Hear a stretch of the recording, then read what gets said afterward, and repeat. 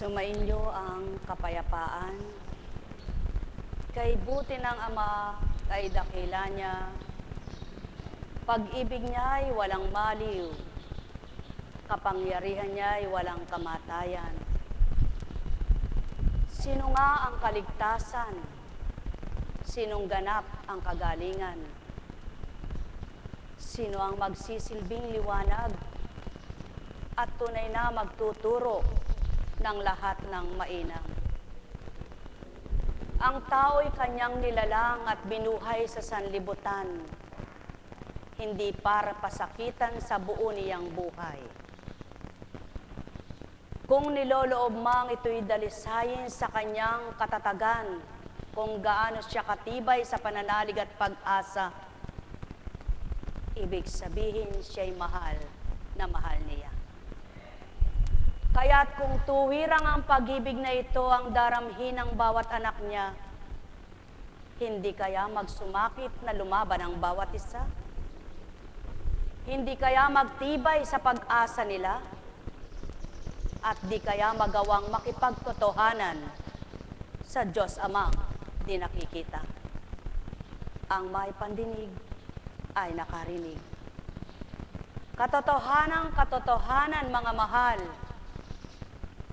kung walang pinagmulan ng banal na aral, walang nangusap kailan paman. Natuwirang banal ang pinagmulan, kaya't naihayag sa sanlibutan. At kung tuwirang napakinggan at natamo ng tao ang pag-ibig ng Ama, tinimurin sa puso't isip ang mabuti niyang balita sa lahat. Ang may pandinig ay nakarinig. Sumainyo ang kapayapaan, pagharian kayo, mga minamahal ko. Kung tinutokso ka man ng pagkakasala, at ang Diyos Ama'y damang-dama, ililihis ka niya bilang anak kang sa Kanya'y tumanggap na.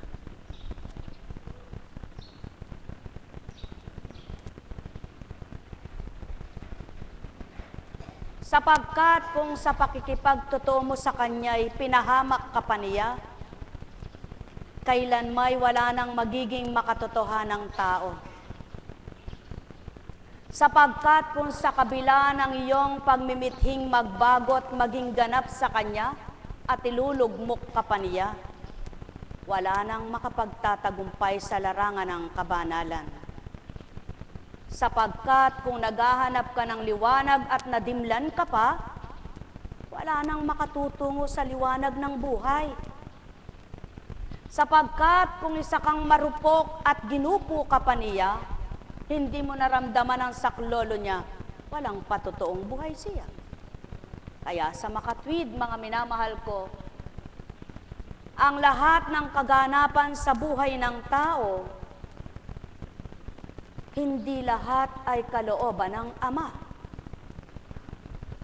Kung sa kaganapan sa buhay mo'y pagsusumakit ang ginagawa mo, subalit ang katapatan ay nasa iyo't di mo pa natanggap ang tagumpay mo, patuloy mong mithiing lumaban hanggang sa di mo namamalayan, pinalalaya ka ng tuwiran. Subalit kung sa pagmimithi mong magbagong buhay, hindi mo tinatalikdan ang dating ikaw, paano mo kakamtan ang pagiging katapatan?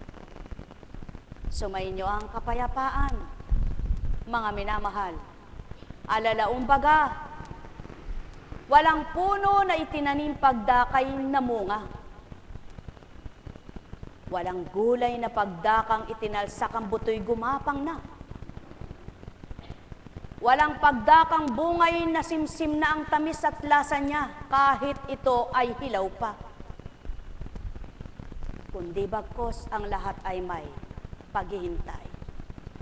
Kung magkagayon at tuwirang naghihintay ang tao, hindi kaya aasahan niyang ang paghihintay niya ay magiging mabuti sa pagbabata niya? Hindi kaya sa pakikipagtotoo niya ay malasap niyang buhay sa mundong ito na tuwirang kay buti ng likha ng Ama? Mga mahal, sumainyo ang kapayapaan. Mahirap man ang tatawirin kung amay iyong pinakikinggan. Kapiling mo pa rin kasama ang kanyang Espiritong Banal. At di kailanman pababayaan kang magulapi ng sinuman, pagkat maliwanag niyang tinuran, ako ang iyong kaligtasan. Kaya't ang sinumang samay tumanggap na lubusan, hindi kaya kaisipan niya ibabaguhin niya ring ganap. At kung napagbago kaya ang pag-iisip, hindi kaya maging damdamin niya gayon ding baguhin, upang matutunan ng marapat at maging makatotohanan ang lubos na pagtanggap. Sumainyo ang kapayapaan, pagharian kayo, mga mahal ko. Sadyang bilang pagkatao'y marupok na totoo, subalit kung ang mananaigay ang Espiritu Santo, walang ang hindi matatatag ang Ama sa buhay ng tao, yamang siyang nagpatibay dito sa mundo. Kung paano napalagot na palawak niyang daigdig, laganap ang pananim, maging mga hayupan, at sa karagatan ay mga isda naman. Hindi kaya't mapapalaganap din sa buong mong kaisipan ang kanyang kabanalan upang matutunan mo ang kanyang kabutihan. Mahal na mahal ko kayo. Tuwiran kong tinuturan, mahal na mahal ko kayo. Kaya lamang nananaig ang pagkatao kung anong layon at nasa ng tao, siyang laman ng pag-iisip niya. Kaya't kung ano man ang hangarin ng damdamin na tatalo ng isipan, kaya't ang mabuting kanyang layon napalitan ng kasamaan. Nang dahil ang pinagtibay na pinanaig sa katawan, yaong sariling kagustuhan. Hindi ang kalooban ng Amang Banal kailanman, hindi ang kabutihan niya ang siyang ganap na nanguna. Mga mahal, ang may pandinig ay nakarinig. Sumainyo ang kapayapaan, pagharian kayo. Alalaong baga, mabuti ang Ama sa mga mabubuting tumanggap sa Kanya at nadarama ang kabutihan niya. Subalit hindi masasabi ng katauhan ang mabuti siya kung ang gawa niya ay masamatlis siya sa Kanya. Nekarameneyahanam, nekarameneyahanam, nekarameneyahanam. Ama ko, Ama ko, Ama ko. Tuwiran ngang katotohanan ang tinuran mo. Sa ibabaw ng kalupaan sa apat na sulok ng daigdigan, laganap ang kasamaan, kaya't pinangingibabaw mo ng lubusan sa mga anak mong nagmamahal. Ang sa iyo'y marapat na kamtin nilang ganap. Iyaon ay ang kabutihan mo at pagmamahal, na kung ito ang lalaganap sa mga anak mong minamahal, tuwiran ngang magbabagong buhay, magbabalik tanaw sila sa mabuti mo, hangarin at layunin. Nekarameneyahanam, nekarameneyahanam, nekarameneyahanam. Buhay po ba ang Diyos? Welcome po muli sa mga taga-Alaska. Purihin, purihin, purihin ang Ama. Kaya nga po, kung pagninilayan, walang malayo na di malalapit, walang malapit na di nalalayo. Buhay po ba ang Diyos? Kapag ang Panginoon ay nadadama mo siya sa puso mo'y malapit siya sa iyo. Subalit, gaano man ang iyong bigkas na mabilis at malakas, madalas at marami na panalangin sa Kanya, kung di mo siya nararamdaman, malayo pa rin siya sa iyo. Buhay ba ang Ama? Kaya pawang katotohanan, mga mahal ko, ang pinakamahalagay maramdaman siya. hindi ng bibig, kundi ng puso. Hindi ng salita, kundi sa pagmamahal niya sa lupa. Buhay ba ang Ama? Kaya nga, ang lahat ng patay ay kaya niyang buhayin.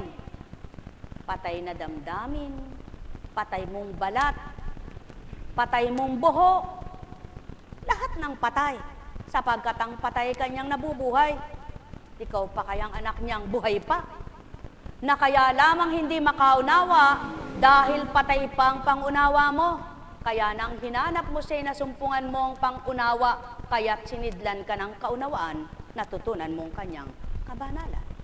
Buhay ba ang Ama? Kung ang patay na kuko ay nabubuhay pa, napapalitan ng iba. Subalit ang patay na katawan at nailibing na ay walang kapalit na. Kaya't dapat habang buhay ka pa, hanapin mo na ang magiging kaluwalhatian mo. Yaw na yang kaluluwang lilisan sa katawan mo. Mga mahal, sumainyo ang kapayapaan. Sino nga ang magtitibay na maniniwala sa ganitong pagtuturan?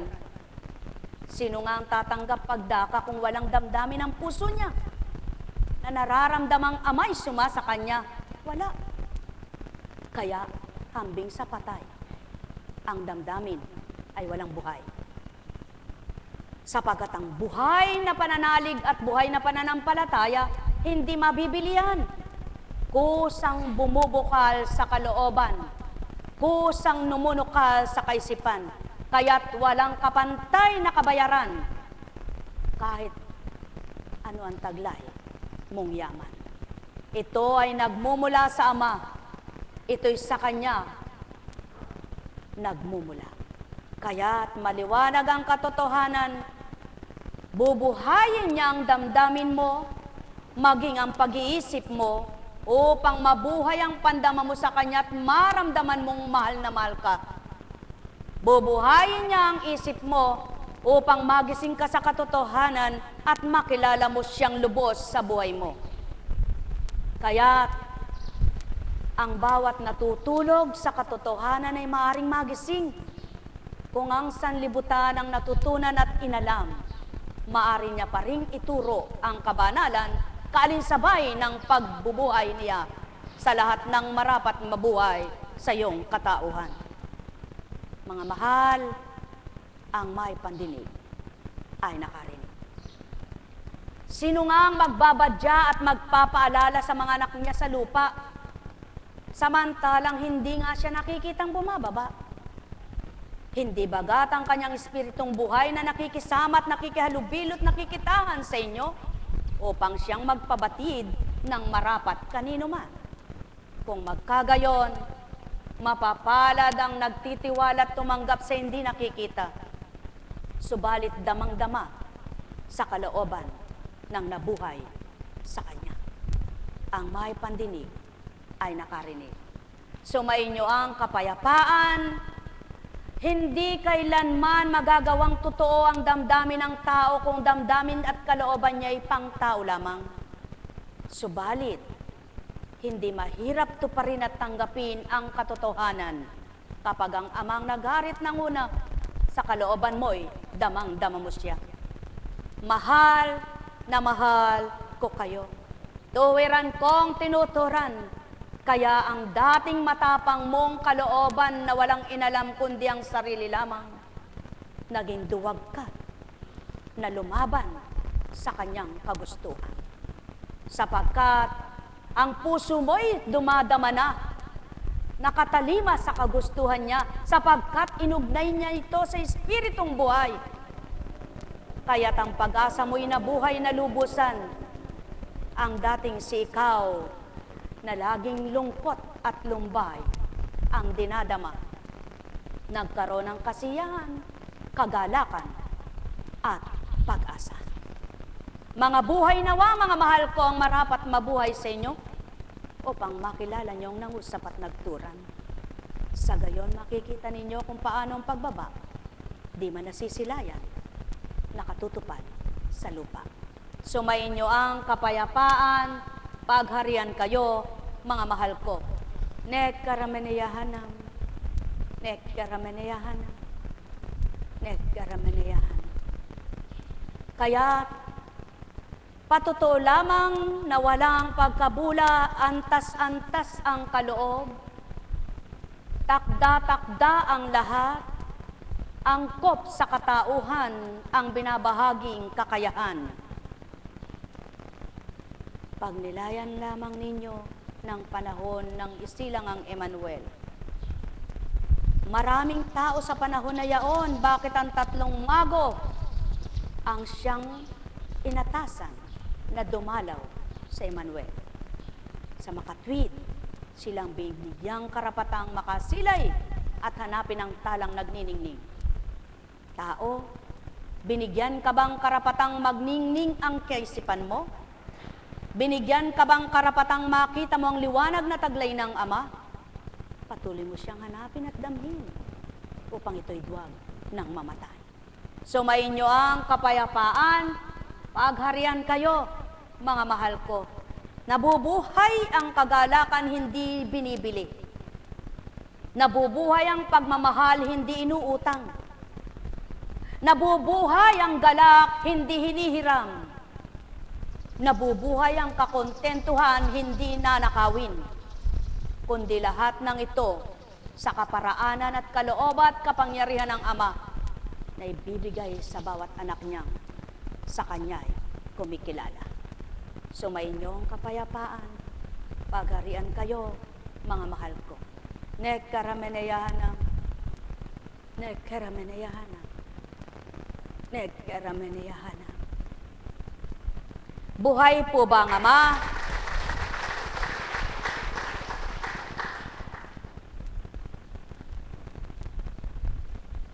Kaya't maliwanag sa awit, pinapahayag at inuulat ang kadakilaan ng Ama, ang kabutihan niya, nahahayag sa mga anak niyang nakakilala at nakadama. Sino pa ga ang mga naghayag ng banal na sulat, banal na aklat, banal na salita? Hindi bagat ang mga pinagarian ng Espiritu ng Ama, ang mga ginamit na propeta, mga hari, mga ginamit sa panahon ng Kristo, at ang Kristo mismo na binaba sa lupa. Kaya't maraming nababasa ang tao na kung tatalakayin, hahanapin, pagsasabuhay, isa sa buhay, hindi kaya matutunga ang tumanggap ayon sa awit. Ang langit ay naghahayag na ang Diyos ay dakila. Malinaw na nagsasaad kung ano ang kanyang gawa. Bawat araw, bawat gabi, ang ulat ay walang patlang. Patuloy na nag-uulat sa sunod ng gabit araw. Walang tinig o salitang ginagamit kung sa bagay. At wala ring naririnig na kahit na anong ingay. Gayunpaman sa daigdig ay laganap yaong tinig. Ang balita'y umaabot sa duluhan ng daigdig. Itong Diyos ay nagtayo ng tolda sa kalangitan. Mula roon kung umagay, lumalabas itong araw. Katulad ng naglalakad na lalaking ikakasal, parang isang manlalaro na handang makipaglaban. Sa silangan sumisikat, lumulubog sa kanluran. Init niyo'y nadarama ng lahat sa daigdigan.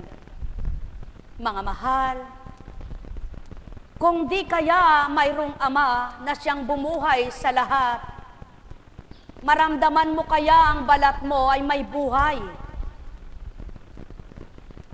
Kurutin ka kung buhay kay mararamdaman mo, subalit kung patay kay di mo madarama ito.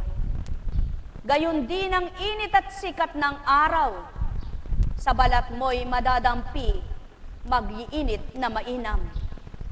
Subalit kung patay ka na, di mo mararamdaman, gaano man katingkad, kasingkad ang araw.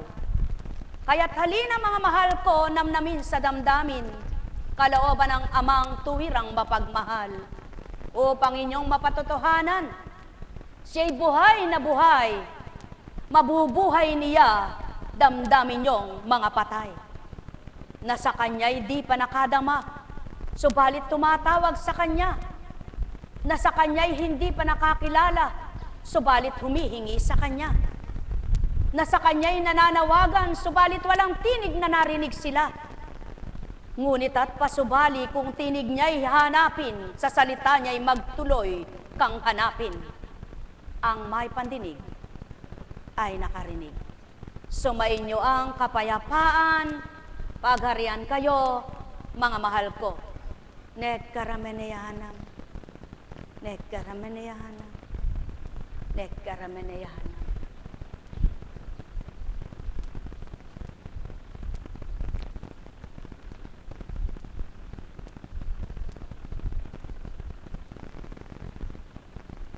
Kaya nga't maraming habilin na sa kanya ay ibinigay. Dinatal niyang tuwiran sa tao ay pinag-atasan, kung saan sandako upang mahayagang salita at dooy mayulat ang mabuti niyang gawa. Kaya halina mga mahal ko, ikailang siglo na ba kayo? Kung tuwirang hanapin nyo ang Diyos Ama na bumuhay sa tao, di kaya matutunan nyo mga aral na mabuti niya, na kung yaangkop sa sarili, magiging mabuti rin kayo. Ang may pandinig ay nakarinig. Kaya't mapapalad ang tuwirang mabuti ang kalooban at tuwirang siya'y naramdaman. Ipanahan nyo ito habang buhay. Doon mapapatotohanan niya na mayroong anak siyang kumilala sa kanya.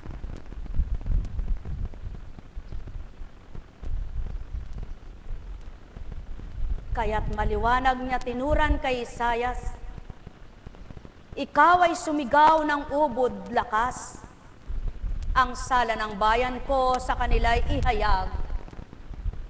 Sinasamba ako, kunway hinahanap, sinusundan-sundan, parang natutuwang ang kalooban ko'y kanilang malaman. Ibig palabasin ang gawain nila'y matuwid, at di lumilihis sa mga tutuning kong aking ibinigay.